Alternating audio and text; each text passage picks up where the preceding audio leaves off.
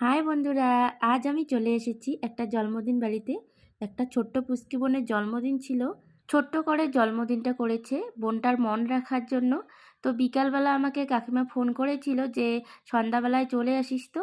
কিন্তু আমি তো সন্ধ্যাবেলায় আসতে পারিনি, আমার কাজ থেকে আসতে অনেকটা লেট হয়ে গেছে, কারণ এখানে তো সবাই আমরা কাজের সূত্রেই থাকি। এসে দেখি বোনের কেক কাটা হয়ে গেছে, তো তারপর আর কি অমনি অমনি বোনের হাতে গিফট ধরিয়ে দিয়ে বোনকে উইশ করলাম হ্যাপি বার্থডে।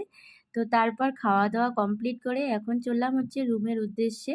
তো সবাই মিলে এটুকু রাস্তা যাচ্ছি আর অনেক গল্প করছি। তো এখানে কাজের সূত্রে থাকি, এরকম আর কি সবার সঙ্গে দেখা হয় না আর গল্পও হয় না। তাই অনেকদিন পরে যখন একসঙ্গে হই না, অনেক গল্প জমা হয়ে থাকে আর আমাদের গল্প ফুরোয় না। আমি সবার সঙ্গে গল্প করে যাচ্ছি আর সামনে দিয়ে বর আমার ক্যামেরা করে যাচ্ছে।